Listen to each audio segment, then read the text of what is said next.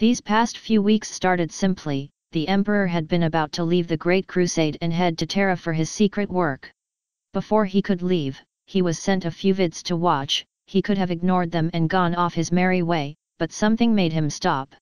He decided to spend a few moments with his sons before he left, and what better way to spend time was watch these vids right after Eleanor. A single decision that led to all of his sons congregating around the Bucephalus, with countless fights, laughs, and ribbing at each other and at him as they watched a series of future events called text-to-speech. And from there, it spiraled out of control. After watching all of TDS, they moved on to other events of the future, all the while bonding as a family, settling differences and old grudges, all the while forming some new ones. Drawing pacts and making Psianch, the god of change, scream not as planned, in constant intervals as the entire timeline was flipped on its head by the Imperium of mankind's royal family, constantly learning things from future and bygone eras. Lorgar even awoke to his full psychic abilities at some point during all of this. Then they watched separate realities, different timelines from the mysterious VID archives that just seemed to keep filling with more vids to watch. They even sat down to enjoy some leisure time.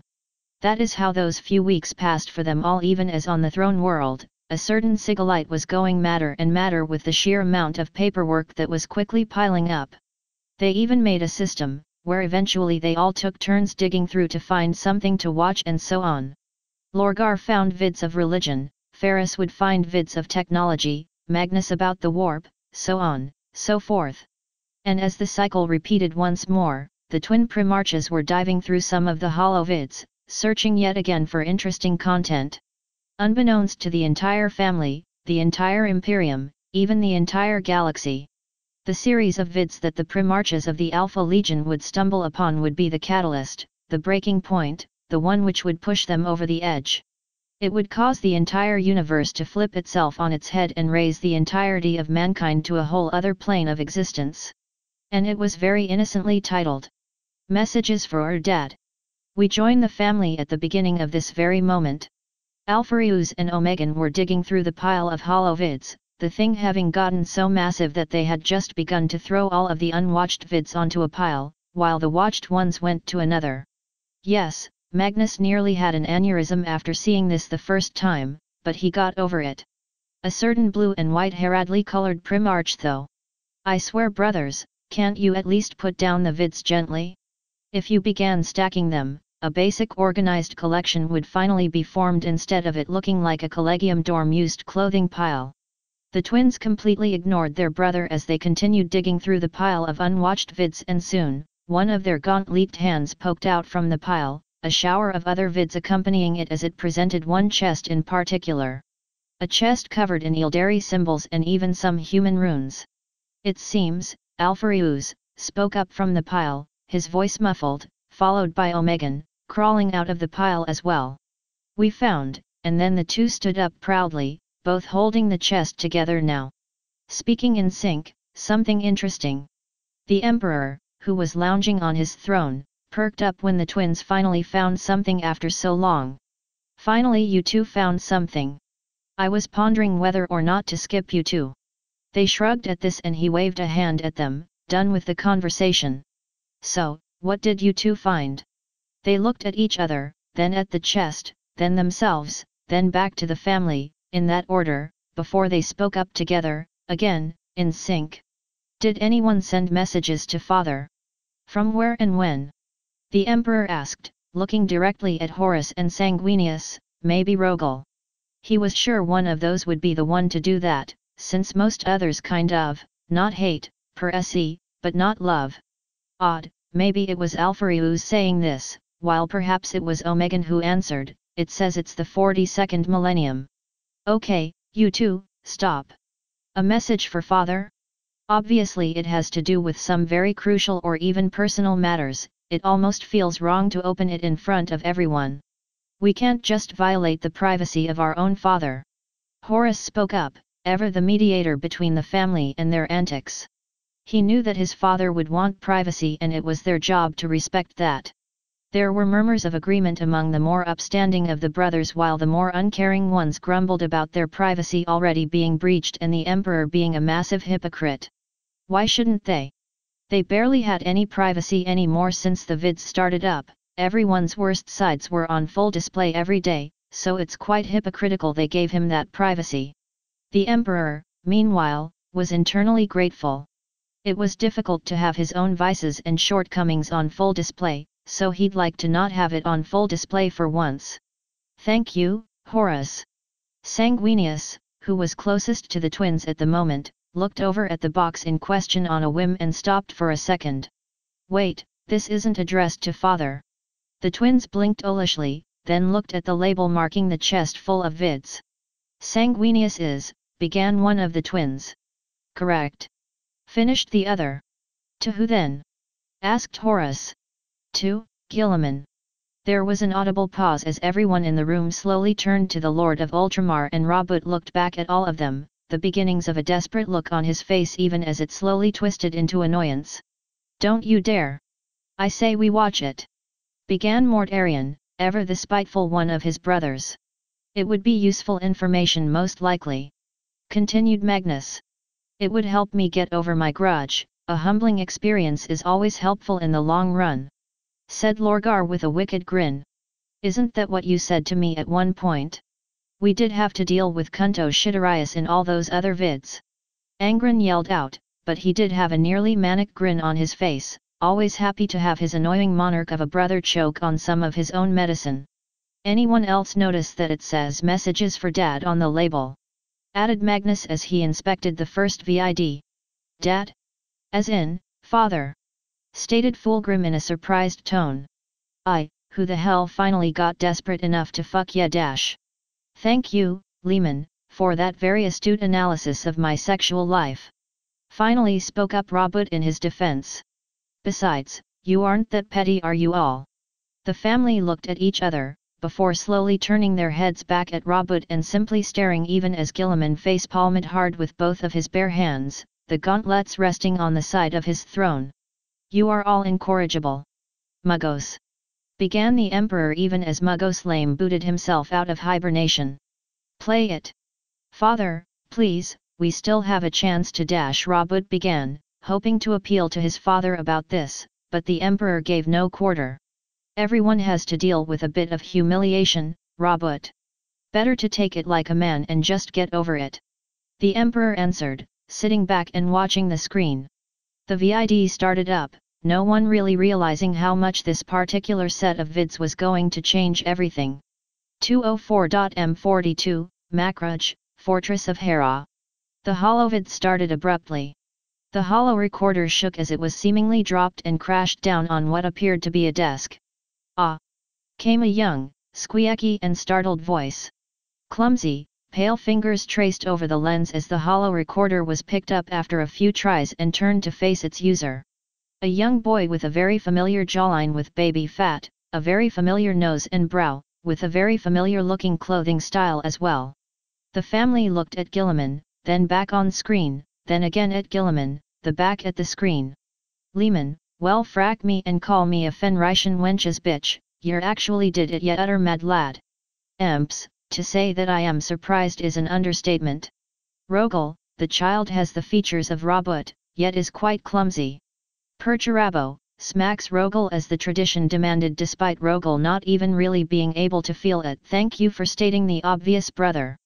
Rogel, my pleasure, brother. The child's hair was curly bright blonde and cut short as it peeked out of the edges of a helmet.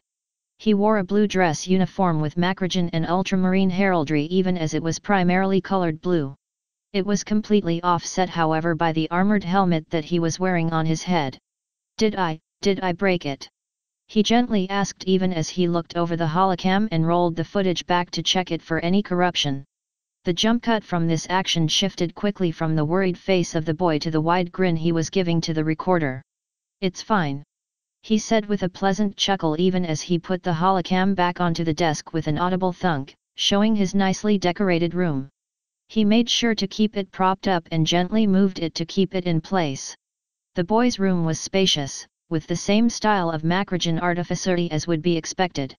There were countless bookshelves lining the room with an assortment of books, figures of some type of game. The emperor shrunk back at those memories of playing that particular game, and there were plenty of propaganda posters of the Ultramarines and the Astrum Militarum to complete the look.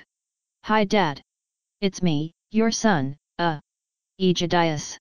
Gilliman was visibly confused, but his heart seemed to be instinctively warming up to the idea of fatherhood. "Robert, to be fair. Aegidius is a good-sounding name. To be extra fair, it has a lot of tragedy associated with it. Fukin, I hope he is more fortunate than any of his name-carrying predecessors. I only wish the best for the cute little one." "So once more began Aegidius, seeming confused at what he was supposed to do now. He nervously patted his desk, trying to not stare directly at the hollow recorder, since he wasn't sure if that was rude or not. "I know you gave me this hollow recorder so that I could send you messages while you were away, but Aegidius scratched his hair in frustration. "I guess I could start with a report." "Gilliman, if that is what you wish, son, then go ahead." Realizes that he just answered a hollow vid. What the dash? That's just the instincts kicking in. Your genes are far stronger than a regular human's, even in that particular area. Meanwhile Magnus, Fulgrim, and Jagatai all nodded sagely, as if they somehow knew what that felt like. Lion meanwhile, was quite confused at this, but didn't dare show it. "So yeah, report. I guess I can start with a date?" "No wait, that will be hard-coded in by the hollow recorder. Well, you have been gone for a while, but he tried to nervously scratch at his hair, but kept hitting the helmet, making him nearly yell in frustration. I can't think clearly with my helmet on." He reached up and began fiddling with the pressure lock of the helmet, finally getting the seal undone after a few tries and slowly taking off his helmet to reveal the rest of his curly blonde hair and "Jagatai, brother, I have to say. What on all of the plains of Kogaris were you thinking?" Fukin, deeply struggling on the inside and going red from the restraint. "Mort Arian, this is just disgusting. Where one would typically find ears on a baseline human, Aegidius instead had a pair of very sharp, distinct ealdari ones. Even the shape of his eyes, not obscured by the visor on the helmet, had a very distinct ealdari shape as well, even if the coloring was human-like. Wow, even you managed to woo an ealdari, good skills, son." Magnus, wow, I didn't think this possible." Lehman, well, that's just bleeding horrible. "Robert, can you please not pick on my future son? Or insult me for that matter. My private life is just that, private, and I will not dash." Angren, sure thing Eldar fucker. Gilliman, Lorgar, I wonder which one would be beautiful enough to ensnare you, brother? Must be one with zoophili. Too far, Lorgar, too far. Sanguinius, how about we all just watch? I am personally interested by the child, despite his unusual origin. Conrad, seconding that. Wow, Conrad, I did not expect that from you. Conrad, the child is not responsible for being brought into this world, so I don't care about him, but it's better than watching some of the other stuff. Corvus, agreed. Muggos, unpause. Well, I suppose. The Primaris have been doing a great job keeping me company. Brother Tigris and Brother Brutus have been getting kinda distant lately. They say they're just tired from all the fighting. Why don't they just take a nap if they're tired? Now that I think about it, why doesn't everyone just take a nap? The regular Ultramarines barely sleep enough that their armor is all dinged up and scratched. The Tech Marines and Artificers can't repair it quick enough, and replacements are tough to come by. Even Big Bro Kato has his armor all beat up too. Aegidius leaned forward onto his desk, head perched on his hands. Do you think that you can give them a chance to rest? Imperium seconds. Sekun. Kun, dus, can't be that crazy to always be fighting, can it? Did the kid just say Imperium secundus? Fulgrim, and to think that people associate me with personal glory. Horus, and me, but I am quite sure that is not the case. Robert, thank you, brother, at least someone is on my side. I am sure that if Imperium secundus is in effect, that there was a good reason for it. Aegidius shrugged, looking at the recorder as he continued. Everyone in the city is fine, I guess? Some guys crashed and attacked, they broke a lot of stuff, but my brothers just got rid of them and nothing bad happened. All the people worked to get everything back together, even the Eldar helped too. Mom always did say that craft worlders are a bunch of lazy, entitled assholes who don't work for anything and they all should. Oh wait, I don't think I can say all those bad words. Lehman, not a bad lad. Mort Arian, I suddenly like this child slightly more. Gilliman, he is a child. He shouldn't know those words. Magnus, he had to have heard it before to repeat them. Is Lehman nearby by chance? Lehman, hey. Magnus, can't blame me for this one brother, I am right. Lehman, Wolf grumble. Ferris, apparently the child's mom has a foul mouth and talks bad about other Eldar on a regular basis. Fulgrim, Exodite perhaps? Magnus, I would disagree, Exodicites tend to simply avoid their other kin. Conrad, and she is most likely not a Dark Eldar either, unless Dash. Lorgar, unless of course Robut is into that sort of Dash. Gilliman, again. Thank you for delving so deeply into my private affairs. Well. I hope you get to come back home soon. You've been gone for a long time now, and we don't even talk on Vox or anything. So try and come back? We can play battleships, or army men, or maybe we can read together. Oh. Maybe I can show you my new songs? I just miss you, Dad. I miss you and Mom, the both of you are always gone and it gets really lonely here. Aegidius smiled, waving his hands. But it's okay. I'm a big boy. I can wait until you come back. You always come back. 'Cause you're the strongest, smartest, and best person in the whole galaxy. Robert, It's nice to actually hear someone speak so highly of me like that. Lorgar, don't you have enough people doing that for you at home? Robert, well, this is different. He's just so earnest and everything. It's just nice to have someone feel that much love and affection towards me. That's all. Emps wants to say something, but just lets it go. He shifted a bit, making himself a bit more comfortable. So, I'll be here on Macrudge. I'll study every night, I'll read a new book every day, I'll make sure to wash behind my ears and everything. So stay safe. He waved again, in goodbye. Bye Dad. I love you. And say hi to Mom if you see her. Aegidius then picked up the holo recorder, dropped it again, cried out that he broke it with a curse in completely fluent Eldari, then it cut off to a blank screen. Perturabo, and we just watched that because. Rogel, it appears that sometime into the 42nd millennium, Imperium Secundus has been reformed and Robut sired an heir. From what I have gathered from the child, not everything in the future is well, and that there is much more at play than what we have seen thus far. I gather that the future must be quite bleak, and that further viewing may shed more light on the subject. Perturabo, that was too informative for me to smack you. Emps, honestly, this was kind of interesting. What say you, Robut? Another one. Gilliman, thinking deeply, yes, play the next one.